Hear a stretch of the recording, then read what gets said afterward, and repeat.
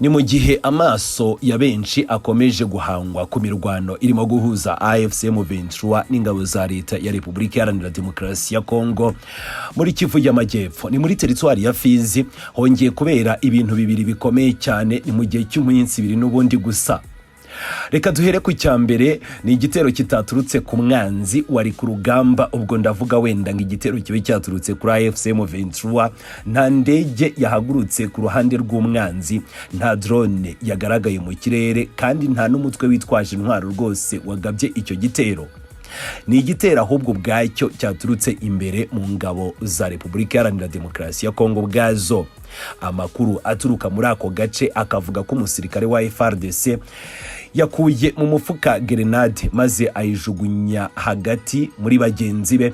Ako kanya ni nyuma yo guturika, batatu bahise bahasiga ubuzima, ni mu gihe kandi 11 bakomeretse ku kigero cyo hejuru. Ni nyuma y'amasaha make cyane ubwo twageze ku munsi w'ejo, ikirere cya Fizi cyongeye kuzamo ubwoba. Abaturage bakavuga ko babonye drone iguruka hejuru ya centre mbere y'uko hoteli Mwaro iraswaho ibisasu bibiri mu gicuku. Nubwo ihuriro AFC M23 ritari ryasohora itangazo ngo ryigambe icyo gitero, uruhande rwa leta Repubulika Iharanira Demokarasi ya Kongo nta n'ibimenyetso bifatika bashyize ahagaragara, bo bihutiye kuvuga ko izo drone zaturutse mu gihugu cy'u Rwanda. Kugeza ubu kandi u Rwanda ntacyo ruravuga ku bijyanye n'ayo makuru y'izo drone. Ibyo bitero byombi tuvuze haruguru ntibyabereye hano hamwe kandi nibiratangazwa ko bifitanye isano, ariko nanone byashyize Fizi mu mwuka w'ubwoba. Amakuru aravuguruzanya n'ibirego bishobora ahubwo kongera gukaza intambara aho muri Kivu y'Amajyepfo. Reka noneho aya makuru tuyave imuzi n'imuzingo ajyana n'izi ngingo ebyiri zombi. Byose byatangiye kuwa mbere tariki ya 17 Kanama 2026 ni mu gace ka Nehere, aho ni muri teritwari ya Fizi. Amakuru yagiye hanze akavuga ko hari igikorwa cyo kwishyura imishahara y'abasirikare.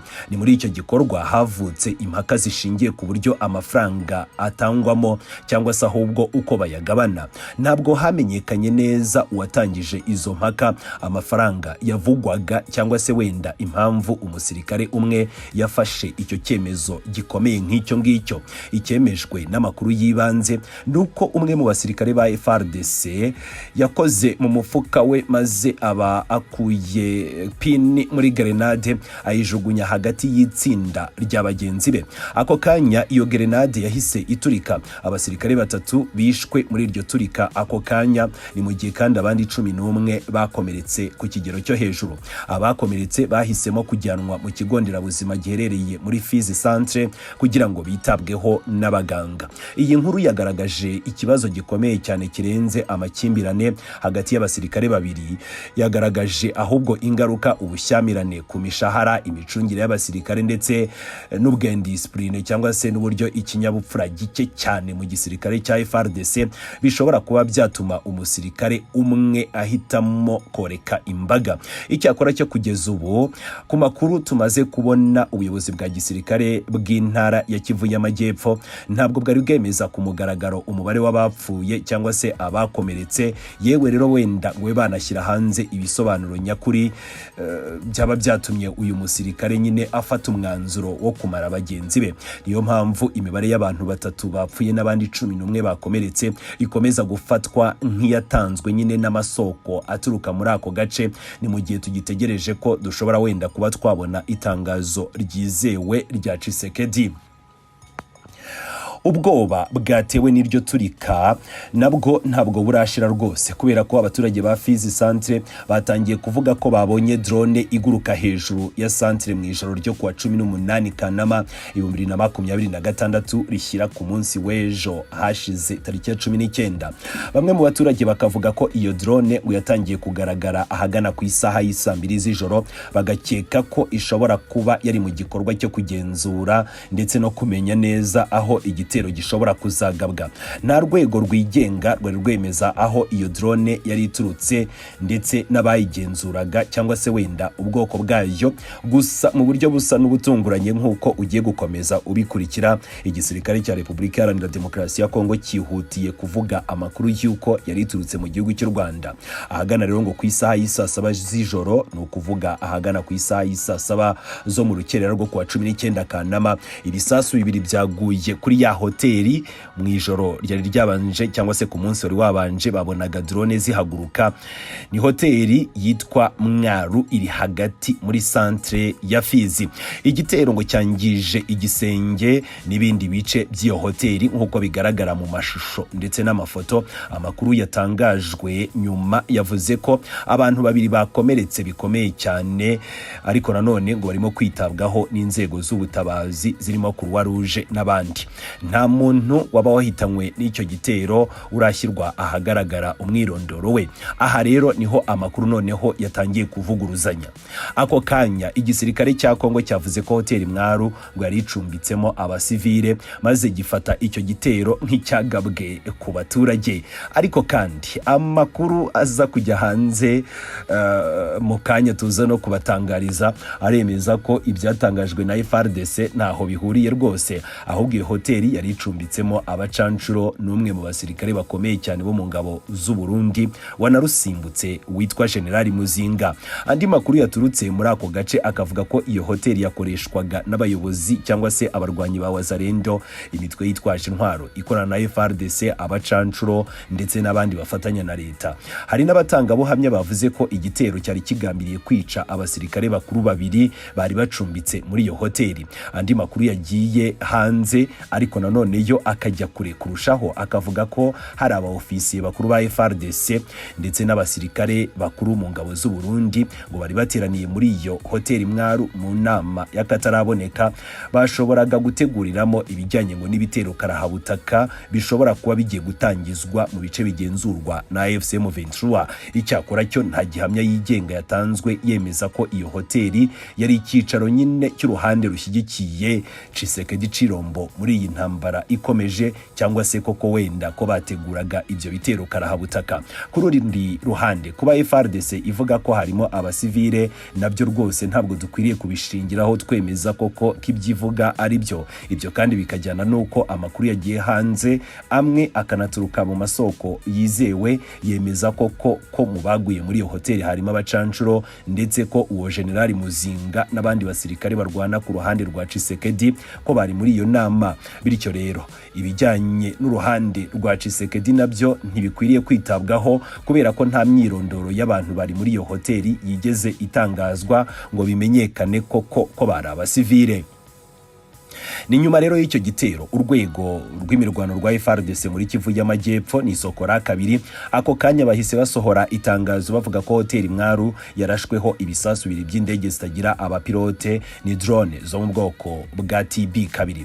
Igisirikare cya Kongo cyashinje ako kanya mu buryo budafitiwe ibimenyetso ingabo z'u Rwanda RDF kuba ngo arizo zagabye icyo gitero. Igisirikare cya FARDC kivuga ko izo drone kandi ngo zayoborewe ku butaka bw'igihugu cy'u Rwanda. FARDC ikavuga ko icyo gitero ngo cyangije bikomeye cyane inyubako kandi gikomeretsa abantu babiri, ngo cyahise kandi cyongera kugaragaza ihohoterwa rikomeye ry'amategeko mpuzamahanga arengera abasivile mu gihe cy'intambara, kikanavuga ko kinyuranyije n'amasezerano i Washington. Icyo gitero umuyobozi w'urwego rw'imirwano, ubwo ndavuga nyine umuyobozi wa operation Sokora kabiri, yavuze ko Koloneli Apoko Bangala Michel uhagarariye icyo gisirikare, igisirikare cya Kongo kigomba kwihimura vuba na bwangu kuri ibyo bitero byabagabweho, kandi ngo bagomba kwihimura bo barinda abaturage. Icyakora cyo inyandiko zitandukanye zatanzwe ubwo nateguraga iyi nkuru nshakisha hose ntabwo zihuza izina ry'urwego rwasohoye iryo tangazo. Bamwe baravuga ko Sokora kabiri muri Kivu y'Amajyepfo ariyo yasohoye iryo tangazo, abandi bagahindukira bakavuga ko Sokora hambere ariyo yasohoye iryo tangazo. Gusa ubwo nashakishaga kubona iryo tangazo naje gusanga batashyizeho urwego rwa nyarwo rwasohoye iryo tangazo, usibye kuba gusa ari irya FARDC. Iri tandukaniro rero naryo rikaba rikwiye kugaragaza uburyo igisirikare cya Repubulika Iharanira Demokarasi ya Kongo kidashyira ku murongo uburyo amakuru ajya hanze. Kugeza ku makuru yatanzwe, u Rwanda rwo ntabwo rurasubiza ku mugaragaro ku bijyanye n'icyo kirego. Nta gihamya yigenga yerekanwe yemeza koko kizo drone zaturutse mu gihugu cy'u Rwanda cyangwa se wenda ko zari ziyobowe na RDF. Niyo mpamvu rero ibyatangajwe ku ruhande rwa Tshisekedi dukwiriye nyine gukomeza kubifata nk'ibirego bisanzwe kuva iyi ntambara yatangira. Ni ngombwa rero kandi kubivuga nk'ibirego bya FARDC, ntabwo ari ukubyemeza kubera ko ntabwo byemejwe n'iperereza ryigenga cyangwa se ngo u Rwanda rugire icyo rubivugaho rubyemeza cyangwa se wenda rubihakana. Mbere yuko itangazo rya FARDC rishyira ikirego ku Rwanda rijya hanze, hari amakuru yatangiye kuvuga ko AFC M23 ishobora kuba yagabye icyo gitero. N'ubundi no kongera kwibutsa ko ayo ari amakuru akomeje kugenda avugwa, na cyane ko AFC M23 ubwayo nayo ntirasohora itangazo ryemeza cyangwa se ngo rishimangire ayo makuru.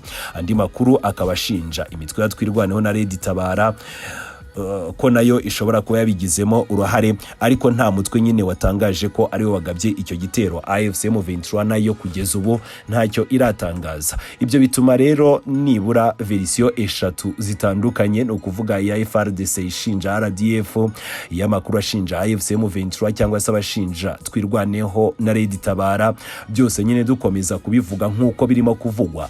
Kugeza ubu nta kimenyetso kandi kigenga cyatangajwe cyemeza imwe muri izo verisiyo tuvuze haruguru. Nta mashusho yemewe, inzira za drone yanyuzemo, amakuru ya radari birashyirwa ahagaragara ku buryo nyine byashimangira iperereza. Ari nayo mpamvu nakomeje gushimangira ko tubivuga mu rwego rw'imvugo cyangwa se wenda ibivugwa. Igitero cya Fizi centre cyabaye mu gihe ku matariki 17 na 18 Kanama hari hamaze kuvugwa imirwano mu bice bitandukanye bya Kivu y'Amajyepfo. Iyo mirwano yavugwagamo AFC M23 n'ingabo za FARDC zifatanyije n'imitwe ya Wazalendo, ingabo z'u Burundi ndetse n'abacancuro. Hari amakuru yashyiraga FDLR n'abarwanyi b'abanyamahanga ku ruhande rw'ingabo za leta ya Kongo, ndetse ayo makuru akavuga ko bamwe bashobora kuba bahasize ubuzima. AFC M23 yo yatangaje ko ingabo za leta ya Kongo n'abafatanyabikorwa bazo karibo bagabye ibitero mu bice igenzura. Iri huriro ryasabye umuryango mpuzamahanga kwita ku byo ryise ubushotoranyi. Nabyo nyine nibivugwa na AFC M23 kubera ko uwo muryango mpuzamahanga ntacyo uratangaza.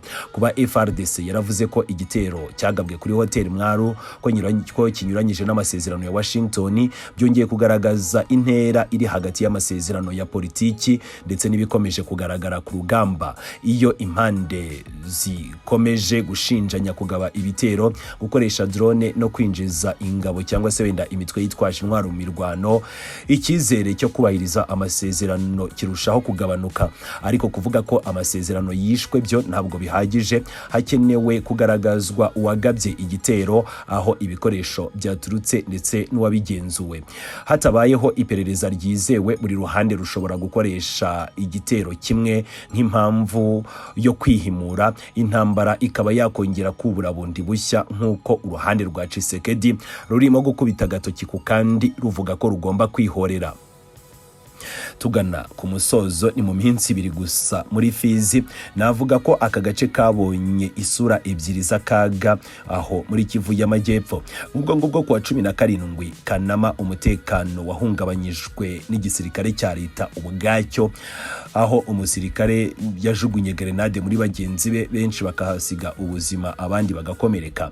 Ni mu rukera rwo kuwa 19 kandi Kanama Hoteli Mwaru yarashweho ibisasu 2 bya drone, abantu 2 barakomereka bikomeye.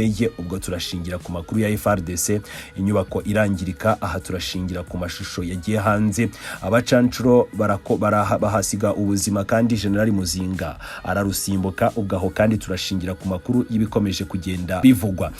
FARDC kandi yo yihutiye gushinja u Rwanda, ariko u Rwanda ntabwo ruratanga igisubizo kuri aya makuru. Andi makuru yashinjaga AFC M23 twirwaneho na za Tabara, ariko urwo ruhande cyangwa se izo mpande nazo ntabwo zirasohora amatangazo zigira icyo zivuga kuri icyo gitero. Hagati aho abaturage ba Fizi nibo basigaye mu bwoba hagati y'ingabo zifite ibibazo imbere muri zo, ubwo ndavuga ingabo za Tshisekedi zirimo kurasanaho amabombe. Imirwano y'imitwe myinshi irakomeje, naho ubwo ndavuga nyine intambara ikomeje mu bice bitandukanye. Ikibazo cya Fizi nkaba ngiye navuga ko kitazakemurwa no gutangaza gusa uwagabye igitero mbere y'uko ibimenyetso bishyirwa ahagaragara, ahubwo icyo kibazo gikeneye iperereza ryigenga, ibisobanuro ku bikorwa cyangwa se wenda ku bitero byabereye aho kuri hoteli Mwaro, umwirondoro w'abari bagambiriye icyo gitero ndetse n'inkomoko ya drone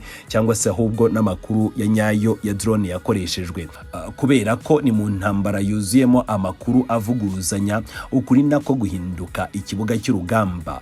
Iyo rero kutamenyekanye uko kuri, ibirego bihinduka urwitwazo rwo kwihimura, abaturage akaba ari bo bakomeza nyine kwishyura ikiguzi cyangwa se bakomeza kwishyura uko kwihimura ndetse no guhangana kw'izo mpande zombi. Mukomeze mugire ibihe byiza rero. 5 kuri 5 turakomeza gukurikiranira hafi iyi nkuru. Ni mu gihe cyose kandi uruhande rw'igihugu cy'u Rwanda rushobora kugira icyo rutangaza, turaza kwihutira n'ubundi kubagezaho inkuru irambuye tubabwira icyo u Rwanda rwabivuzeho.